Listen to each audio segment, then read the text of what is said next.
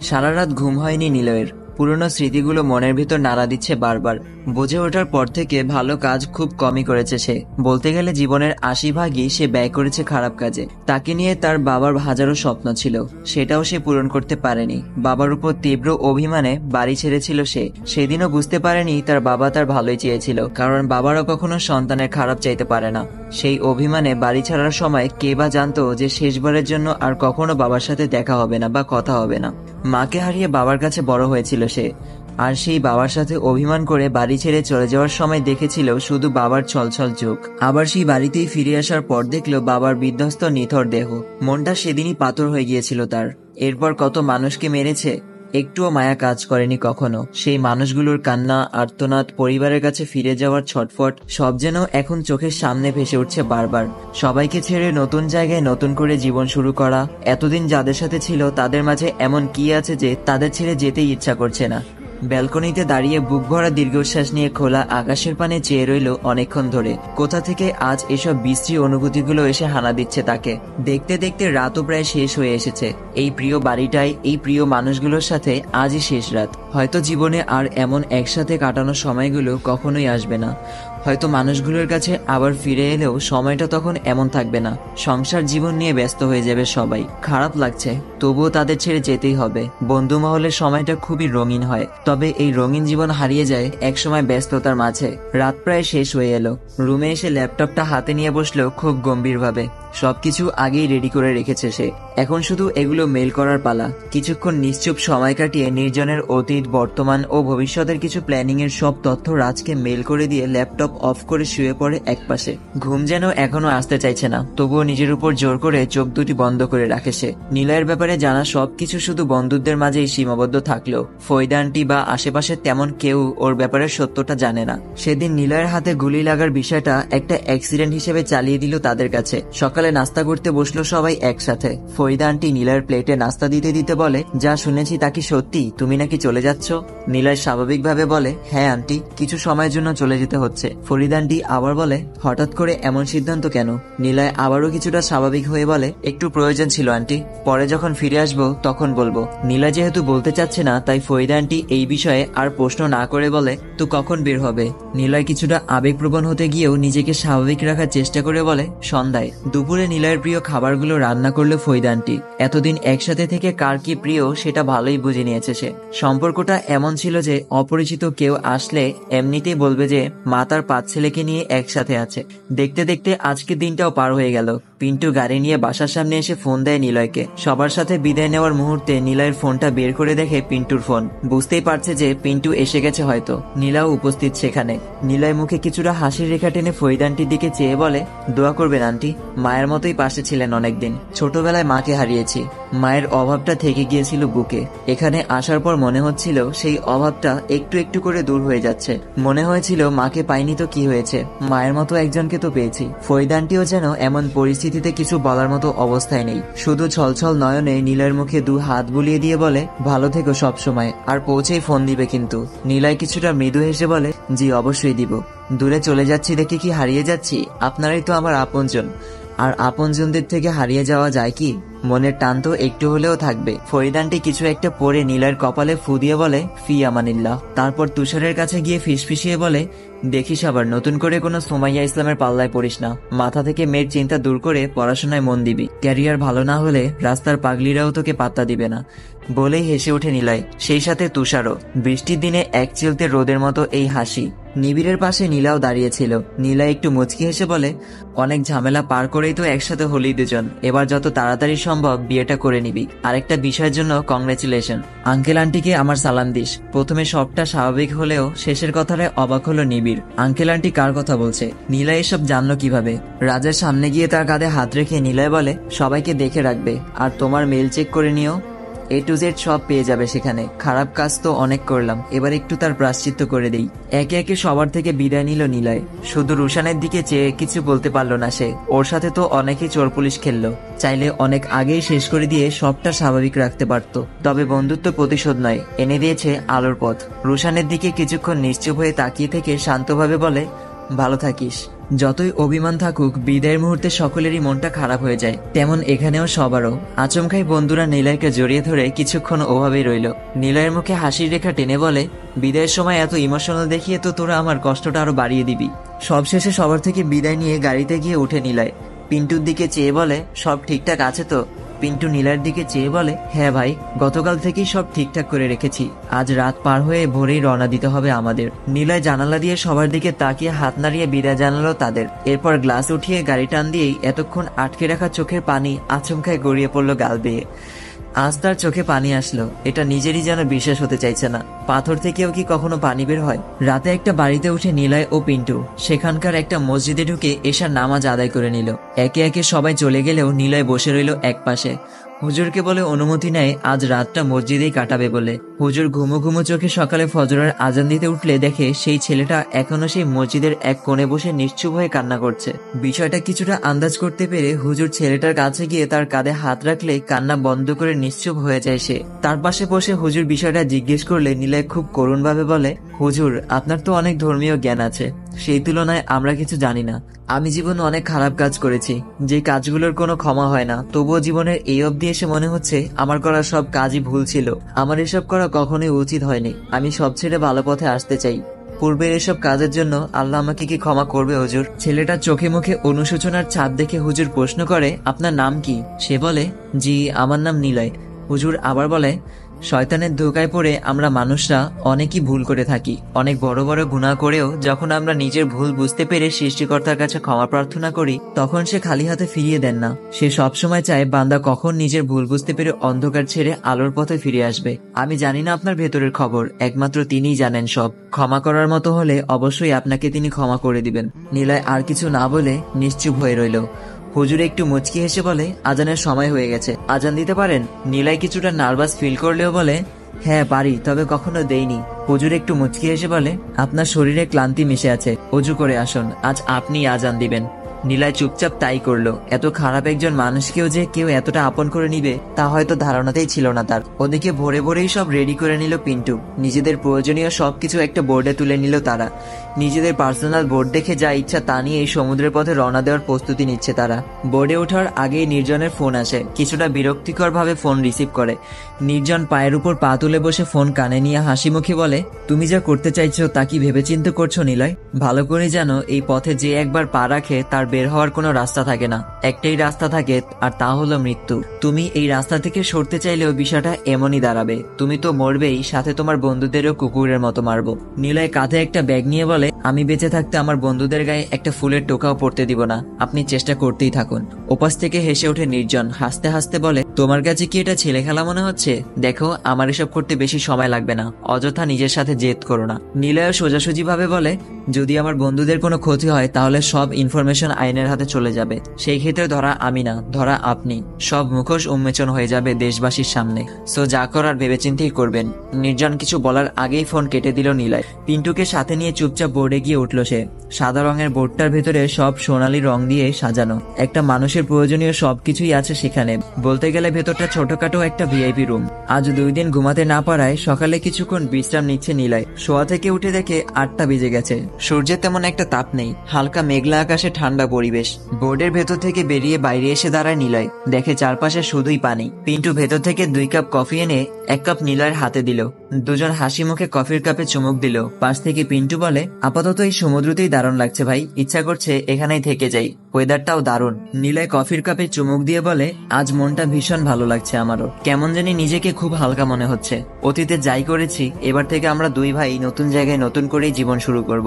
পিন্টুও বলে, আমার মাঝে মাঝে মনে হয় আপনি আমার আপন ভাই। মনে হওয়ার কি আছে, আপনি তো আমার আপন ভাই। নতুন জীবনটা শুরু হবে 2 ভাইয়ের হাত ধরে। নিলয় একটু মৃদু হাসে। পুনরায় দুজন কফির কাপে চুমুক দিল। আচমকাই ফোনটা বেজে ওঠে নিলয়ের। হাতে নিয়ে দেখে রুশানের নাম্বার থেকে ফোন। রিসিভ করে হাই হ্যালোর পর্ব শেষ হলে ওপাশ থেকে রুশান বলে, পৌঁছেছিস? নিলয় বিষণ্ণ মনে বলে, না, আরো কিছুক্ষণ লাগবে, এখনো সমুদ্রে আছি, চারপাশে শুধুই পানি। রুশান আবার বলে, সকালে কিছু খেয়েছিস? নিলয় বলে, তারপর কিছুক্ষণ নিশ্চুপ থেকে করুণ গলায় বলে, শোন, সরি রে, জানি রাগ করে আছিস আমার উপর, তবুও সরি চাইছি, ক্ষমা করে দিস আমায়। রুশান কিছুক্ষণ চুপ থেকে বলে, রাগ করে থাকলে কি ফোন দিতাম? নিলয় আচমকাই খুব করুণভাবে বলে ওঠে, বন্ধু। রুশান কিছুক্ষণের জন্য থেমে গেল যেন। নীলয়ের এই করুণ গলায় বন্ধু শব্দটা যেন কেমন একটা অনুভূতি তৈরি করে নিয়েছে তার ভেতর। নিলয় কিছু বলার আগেই খেয়াল করে তাদের বোর্ডের থেকে অনেকটা দূরে কয়েকটা স্পিড বোর্ড এগিয়ে আসছে। ফোন কানে থাকা অবস্থায় নিলয় হাতের ইশারায় পিন্টুকে বলে ভেতর থেকে স্নাইপারটা নিয়ে আসতে। তারপর আবার স্পিড বোর্ডগুলোর দিকে তাকালো। নিলয়কে এমন চুপ থাকতে দেখে ওপাশ থেকে রুশান বলে, আর কিছু বলবি? নিলয় চুপচাপ পিন্টুকে ডাক দিয়ে পেছনে ফিরলেই দেখে পিন্টু ভিলেন হাসির সাথে তার দিকে একটা পিস্তল তাক করে দাঁড়িয়ে আছে। নিলয় কিছু বুঝে ওঠার আগেই পিন্টুর করা দুটো গুলি এসে আঘাত করে নিলয়ের বুকে। ওপাশ থেকে এতক্ষণ হ্যালো হ্যালো করা রুশান উত্তেজনাবশত আচমকায় জোরে বলে ওঠে, নিলয়। পিন্টু হাসতে হাসতে আরো কয়েকটা গুলি চালালো পরপর। হাত থেকে ফোনটা পড়ে গেল নিলয়ের। নিশ্চুপ হয়ে পিন্টুর দিকে তাকিয়ে আছে নিলয়। এটা কি সেই পিন্টু যাকে সে নিজের ভাই মনে করেছিল? দুনিয়াটা কি এতটাই স্বার্থপর? বুক চুয়ে রক্ত পড়তে শুরু করলো নিলয়ের। নিচে পড়ে থাকা ফোনে রুশান বারবার হ্যালো হ্যালো করতে থাকে। এতই জোরে বলছে যে নিলয়ের কান অব্দি এসে পৌঁছাচ্ছে শব্দগুলো। একবার ফোনটার দিকে চেয়ে আবার পিন্টুর দিকে তাকালো। একটা কথাই বলতে ইচ্ছা হচ্ছে, এটাই কি তোর আমার মধ্যকার ভাইয়ের সম্পর্ক? বাট বলতে পারলো না। তার আগেই পিন্টু এতে নিলয়ের বুকে লাথি দিয়ে সমুদ্রে ফেলে দেয় তাকে। এক পা উপরে তুলে তার মাঝে ভর দিয়ে নিলয়ের দিকে চেয়ে আবারও ভিলেন হাসি দিল পিন্টু। স্পিডবোটগুলো এবার বড় বোটটার কাছে এসে গেল। কয়েকজন বোর্ডে উঠে গিয়ে পিন্টুর পেছনে দাঁড়ায়। নির্জনের ফোনে পিন্টু কল দিয়ে বলে, ভাই আপনার কথা মতো কাজ হয়ে গেছে। এদিকে ফোনে বারবার চিৎকার করছে রুশান, আর অন্যদিকে সমুদ্রের পানিতে ধীরে ধীরে তলিয়ে যাচ্ছে নিলয়। মৃত্যুর আগ মুহূর্তে নিবিড়, তুষার, রাজ, রুশান সবার চেহারাগুলো ভেসে উঠছে চোখের সামনে। আর কখনো দেখা হবে না সেই প্রিয় মানুষগুলোর সাথে। মানুষ বদলায়, বিশ্বাসঘাতকতায়, মিথ্যায়, জমে থাকা অভিমানে জীবন অনেক কিছুই কেড়ে নিতে পারে। কাউকে সারা জীবন নিজের প্রয়োজনে ব্যবহার করে প্রয়োজন শেষে একটি শক্তিশালী তলোয়ারের আঘাত করে ছুঁড়ে ফেলে দিতেও পারে। মানুষ বদলে যায়, ভালোবাসা থেকে অপরিবর্তিত। হাজার বছর পরেও ভালোবাসা থেকে যায় একই রকম। শব্দটা বদলাবে না, বদলে যাবে মানুষ। বিশ্বাসঘাতকতায় হেরে যাবে ভালোবাসা, তবুও কিছু মানুষকে সবসময় ভালোবাসা যায়। জীবন থেকে বন্ধুত্ব হারিয়ে গেলেও তাদের প্রতি ভালোবাসাটা হারিয়ে যায় না। সমুদ্রের জলে ধীরে ধীরে তলিয়ে যাচ্ছে নিলয়। নিঃশ্বাসগুলো বুদবুদ তৈরি করে উপরের দিকে উঠে যাচ্ছে। হয়তো জীবনের প্রদীপ নিভতে শুরু করলো একটু একটু করে। জীবনের শেষ সময়টা বন্ধুদের সাথে হলেও তাদের কখনো বলা হয়নি, ভালোবাসি তোদের, খুব ভালোবাসি রে। নিলয় পানির নিচে ডুবে যাওয়া অবধি তাকিয়েছিল পিন্টু। মুখে হাসির রেখা এখনো ফুটে আছে। নিলয়কে আর দেখতে না পেয়ে সোজা হয়ে দাঁড়ালো। নিলয়ের হাত থেকে পড়ে যাওয়া ফোনটা পায়ে থাকা শক্ত জুতার আঘাতে ভেঙে গেল অনেকটা।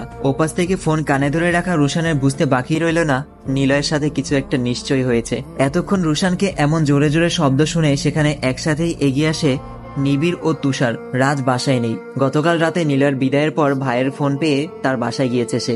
দুজনেই একসাথে প্রশ্ন করলে রুশান কিছুক্ষণ নিশ্চুপ থেকে বলে, নিলয়ের মনে হয় কোনো প্রবলেম হয়েছে, নিশ্চয়ই খারাপ কিছু হয়েছে ওর সাথে। পাশ থেকে নিবিড় বলে, তুই এতটা নিশ্চয়তা দিয়ে কিভাবে বলছিস? রুশান আর কিছু না বলে চুপচাপ বেরিয়ে গেল সেখান থেকে। নিবিড় ও তুষার দুজনই কিছুটা অবাক হয়ে দাঁড়িয়ে রইল। কিছু একটা নিশ্চয় হয়েছে ভেবে তারাও ছুটল রুশানের পেছন পেছন। শেষ বিকেলে সমুদ্র পাড়ে একটা লাশ ভেসে আসে। সেখানকার কয়েকজন স্থানীয় জনগণ সমুদ্র পাড়ের ঢেউয়ের সাথে আসা লাশ দেখলে ধীরে ধীরে ভিড় বাড়তে শুরু হয় সেখানে। স্থানীয় বিজিবি সেই খবরটা পেলে ঘটনাস্থলে এসে লাশটা উদ্ধার করে পুলিশের হাতে হস্তান্তর করে। সেখানকার রিপোর্টারদের থেকে নিউজ ছড়িয়ে পড়ে চারদিকে। রুশান খবর পেয়ে বাকিদের নিয়ে রওনা দেয় ঘটনাস্থলে। তারা চারজন কয়েক ঘন্টার মধ্যে পৌঁছে যায় নিলয়ের লাশের কাছে। এতদিন একসাথে থাকা সেই নিলয় আজ লাশ হয়ে পড়ে আছে তাদের সামনে। রাজ, রুশান, নিবিড়, তুষার সবাই পলকহীনভাবে আহত দৃষ্টিতে তাকিয়ে আছে তার দিকে। এই স্বার্থপর দুনিয়ায় কোনো কিছু মানুষের যতই প্রিয় হোক, ব্যবহার শেষে ঠিকই ছুঁড়ে ফেলে দিতে দ্বিধাবোধ করে না। চোখের পানি যেন টলমল করছে সবার। কাছের বন্ধুর লাশ এভাবে সামনে পড়ে থাকলে কয়জনই বা স্বাভাবিক থাকতে পারে? নিলয়কে লাশবাহী গাড়ি করে ঢাকায় নিয়ে আসে রুশান ও বাকিরা। রাজ ও রুশান গম্ভীর মুখে বসে থাকলেও নিবিড় ও তুষারের হাত পা যেন রীতিমতো অবশ হয়ে আছে। কাছের মানুষগুলোর মৃত্যুর খবর হুট করে এসে আঘাত করার পর যেমন অনুভূতি তৈরি হয় ঠিক তেমনই। রাত হয়ে গেছে অনেক। নিলয়কে মর্গে রেখে তাদের চারজনকে বের করে দিল। রাতে এভাবে লাশের পাশে থাকাটাও অনেকের জন্য বিপজ্জনক। তবুও রুশান ওসবের সাথে কানেক্টেড থাকায় সে ওখানে থেকে বাকি তিনজনকে পাঠিয়ে দিল বাসার দিকে। পরদিন পোস্টমর্টম শেষ হলে দাফন করার জন্য বাড়ি নিয়ে যেতে পারবে নিলয়কে। একরাশ গম্ভীরতা ঘিরে ধরে আছে সবাইকে। বিষণ্ণ মনে বাসায় ঢুকে দেখে ফৈদানটি কান্না করছে সোফায় বসে। তার পাশে নীলা বসে আছে। হয়তো অনেকক্ষণ আগে থেকেই ফৈদানটির পাশে ছিল সে। ফৈদানটির কান্নার কারণ দেখে কিছুটা অবাক হলো রাজ। তখন তো বাসায় কাউকে এসব নিয়ে কিছু বলার জন্য নিষেধ করেছিল রাজ। বাসায় আসার পর না হয় ধীরে সুস্থে বুঝিয়ে বলবে সকলকে। তাহলে এদের কে বলল? এই মুহূর্তে কিছু বুঝিয়ে বলার পরিস্থিতিতেও নেই আমরা। কেমন একটা ছন্নছাড়া ভাব বিরাজ করছে সবার মাঝে। লাশের পাশে বসে আছে রুশান। তার সামনে পড়ে আছে নিলয়ের নিথর দেহ। নিলয়ের জীবনের শেষ কথাটা রুশানের সাথেই হয়েছিল। বেঁচে থাকাকালীন একজন আরেকজনকে যতই আঘাত করুক, এই মুহূর্তে ওসব স্মৃতি যেন কষ্টের নিচে চাপা করে গেছে তার প্রফেশন অপ্রিয় থাকলেও মানুষটা ঠিকই প্রিয় ছিল। যদি মানুষের ক্ষমতা থাকতো প্রিয় মানুষগুলোকে মৃত্যুর পরেও ফিরিয়ে আনার, তাহলে কেউই তার প্রিয় মানুষগুলোকে এভাবে চোখের পলকে হারিয়ে যেতে দিত না। কিন্তু সব ক্ষমতা তো আল্লাহর হাতে। আল্লাহ যা করেন তা ভালোর জন্যই করেন। আসার পর ফ্রেশ হয়ে নিজেদের মতো চুপচাপ বসে আছে সবাই। নীলা ফৈদানটির সাথেই থেকে গেল এখানে। নীলার বাবাকে ফোন দিয়ে বলে নিয়েছে নিবিড় যে নীলা আজ ফৈদানটির সাথেই আছে। পরিস্থিতি বুঝে তিনিও আর কিছু বলল না। সবাই সবার মতোই আছে। শোকের বাড়ি ছন্নছাড়া হবে এমনটাই স্বাভাবিক। মন মেজাজ খারাপ থাকলেও চোখ দুটো রক্তিম হয়েছে রাজের। হাতে ল্যাপটপ নিয়ে নীলার পাঠানো মেলগুলো চেক করতে লাগলো একে একে। গতকাল রাতে ভাইয়ের বাসায় চলে যাওয়ায় তা দেখার সময় হয়নি। কিছুক্ষণ ওগুলো ঘাটাঘাটি করে এত সিরিয়াস বিষয়গুলোতেও মন বসলো না তার। ল্যাপটপ অফ করে একপাশে রেখে চুপচাপ বসে আছে একপাশে। শরীরটা শান্ত হয়ে থাকলেও মনটা অস্থিরতার মধ্যে দিয়ে কাটছে। সন্ধ্যার পর কিছুটা বিশ্রাম নিয়ে রাত্রে ডিনার শেষে খোলা আকাশের নিচে সামনে মদের বোতল নিয়ে টি শার্ট ও ট্রাউজার পরে বসে আছে। তার গার্ডগুলো এক নিয়মে দাঁড়িয়ে আছে তার পেছনে। একটু পরপর ড্রিঙ্কস করছে সে। একসাথে 4-5টা গাড়ি এসে দাঁড়ালো সেখানে। সামনের গাড়ি থেকে বীরের ন্যায় বেরিয়ে এলো পিন্টু। হাসি মুখে নির্জনের দিকে এগিয়ে এসে সালাম দিল। তারপর সোজা হয়ে দাঁড়িয়ে রইল সামনে। সালামের উত্তর স্বরূপ নির্জন একটু মাথা নাড়িয়ে হাতের ইশারায় পিন্টুকে বসতে বলে। কিছুটা বিব্রতকর অবস্থায় পড়ে গেল পিন্টু, কারণ নির্জনের সামনে কখনো নিলয় আর সামির ছাড়া অন্য কেউ বসার সাহস পায়নি। আজ নির্জন নিজেই পিন্টুকে তার সামনে বসতে বলল, যা দেখে কিছুটা অস্বস্তিকর পরিস্থিতিতে পড়লেও মনের ভেতরটা আনন্দে নেচে উঠল এটা ভেবে যে নির্জন হয়তো নিলয় ও সামিরের জায়গায় তাকেও বসাতে চাইছে। হয়তো নিলয়ের শূন্যতা ও তার দায়িত্ব পিন্টুকেই দিবে সে।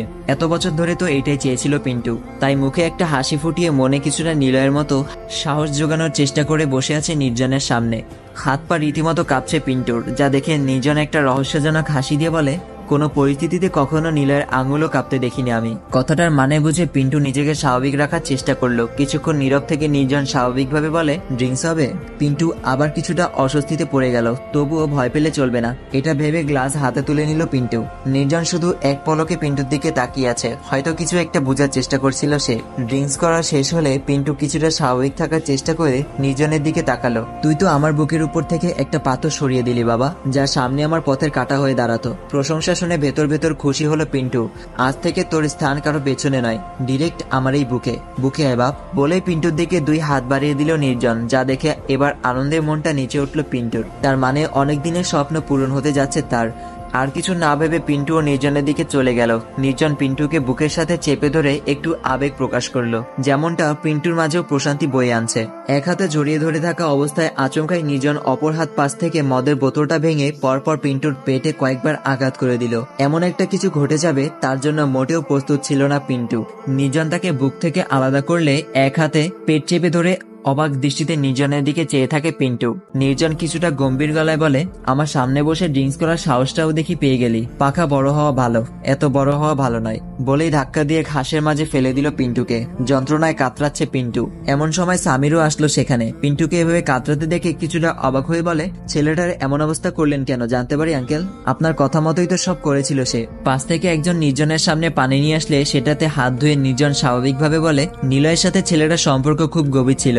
এত গভীর সম্পর্ক থাকার সত্ত্বেও লোভে পড়ে যে ছেলেটা নিলয়ের সাথে বেমানি করতে পারলো, সেই ছেলেটা কয়দিন পর আমার পেছনে ছুরি বসাবে না তার কি নিশ্চয়তা আছে? তাই পথের কাঁটা ভয়ঙ্কর হওয়ার আগেই পথ থেকে সরিয়ে নিলাম। বিষয়টা আগে ভেবে দেখেনি সামি। তাই আর কিছু না বলে চুপচাপ দাঁড়িয়ে রইল সেখানে। নির্জন হাত মুছতে মুছতে আরো কিছুটা সময় নিস্তব্ধতায় কেটে গেল। এর মাঝে নিস্তেজ হয়ে আছে পিন্টুও। নির্জন কয়েক কদম সামির দিকে এগিয়ে গিয়ে সামিরের কাঁধে হাত রেখে আরো কয়েক কদম এগিয়ে গেল। সামিরও যাচ্ছে তার সাথে চুপচাপ। নীরবতা ভেঙে নির্জন বলে, আরোহীর সবকিছু শুনেছি আমি। এখন তোমাকে ডেকেছি এই জন্যই যে বিয়ের প্রস্তুতি নাও।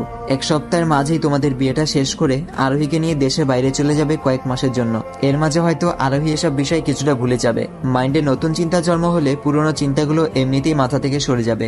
সামির ভেতর ভেতর খুশি হলেও কিছুটা ভালো সাজার জন্য বলে, তবে আরোহীর এক্সামটা? নির্জন স্বাভাবিকভাবে বলে, সেখান থেকে ফিরে আসার পর এক্সাম দিবে। বাকি সব এমনিতেই ঠিকঠাক থাকবে। তোমার ওসব ভাবতে হবে না। আপাতত বিয়ের প্রিপারেশন নাও ইয়াংম্যান। বিনিময়ে কিছু বলল না সামির, শুধু একটু মুচকি হাসলো। পরদিন পোস্টমর্টম শেষে দুপুরের দিকে নীলের লাশ বাড়িতে পাঠানো হয়। লাশবাহী গাড়িটা এসে দাঁড়ালো বাড়ির সামনে। কয়েকদিন আগেও যেই ছেলেটা স্বাভাবিকভাবে হাসি খুশিতে এই বাড়িতে প্রবেশ করত, সেই ছেলেটা আজ প্রবেশ করলো কাটাছেঁড়া লাশ হয়ে। যেই বাড়ির প্রতিটা মানুষ একসময় খুব হাসি খুশিতে দিন পার করত, সেই বাড়িতে আজ শোকের ছায়া নেমে সকলে নিশ্চুপ। 4 বন্ধুর মাঝে সবচেয়ে বেশি হার্ট হয়েছে তুষার। হাসি খুশির সময়গুলোতে তুষারের সাথেই বেশিরভাগ দুষ্টমি ফাজলামি করতো সে। এরপর রুশান, নিজেদের মাঝে গোপনে কত কিছুই ঘটে গেল। শুধু জানা ছিল না সবকিছুর মূল সেই জন। তারা একই সাথে বাস করত।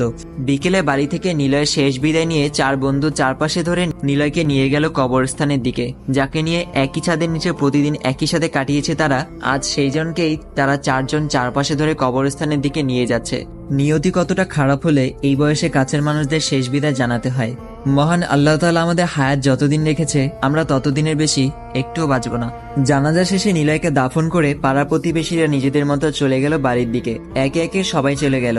শুধু নিশ্চুপ হয়ে কবরস্থানের পাশে দাঁড়িয়ে আছে রুশান, নিবিড়, তুষার। তারা 3 জন। রাজ তার পাশে ছোট একটা জায়গায় বসে আছে চুপচাপ। কাছের বন্ধুটা আজ লাশ হয়ে কবরে শুয়ে আছে। চাইলেও আর কখনো দেখা হবে না তার সাথে। ভাবতেই নিবিড় ও তুষারের 2 চোখ বেয়ে জল গড়িয়ে পড়ছে অঝরে। পাশে রুশানও দাঁড়িয়ে আছে আহত চোখে তাকিয়ে। এই শোক রুশানকেও দুর্বল করে তুললেও তেমন একটা দুর্বল করতে পারেনি রাজকে। রক্তিম চক্ষু জোড়ায় স্থির হয়ে আছে মাটির দিকে।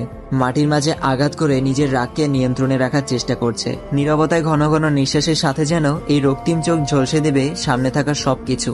আসসালামু আলাইকুম, সবাই কেমন আছেন? জানি আমার উপর সবাই রেগে আছেন, কারণ অনেক দিন যাবত আমি গল্পগুলো দিতে পারিনি, যে কারণে আপনারা গল্পগুলো অনেক অনেক অনেক মিস করেছেন এবং আমাকে কমেন্টে ভরিয়ে ফেলেছেন একদম গল্পটা দেওয়ার জন্য। তো আমি গল্প দেওয়ার পরিস্থিতিতে ছিলাম না, যে কারণে ভিডিওগুলো দিতে পারিনি। সেই কারণে আমি সবার কাছে ক্ষমা চেয়ে নিচ্ছি। আজকের এপিসোডটা নর্মালি রাখলাম, সামনের এপিসোডটা বড় করে দিব। আজকের এপিসোডটা আসলে ইমোশনটা কন্ট্রোলে রাখতে পারিনি, তো কি বলবো, বন্ধুত্বের সম্পর্কটা আসলে এমনই। যাই হোক, আজকের স্টোরিটা শোনার পর কে কে ইমোশনাল হয়ে গিয়েছিলেন অবশ্যই কমেন্টে জানাতে ভুলবেন না। আর আমার চ্যানেলে যারা নতুন আছেন তারা অবশ্যই আমার চ্যানেলটা সাবস্ক্রাইব করে যাবেন। ভিডিওটি ভালো লাগলে অবশ্যই লাইক করে যাবেন। দেখা হচ্ছে পরবর্তী ভিডিওতে। সবাই সুস্থ থাকবেন, ভালো থাকবেন। আল্লাহ হাফেজ।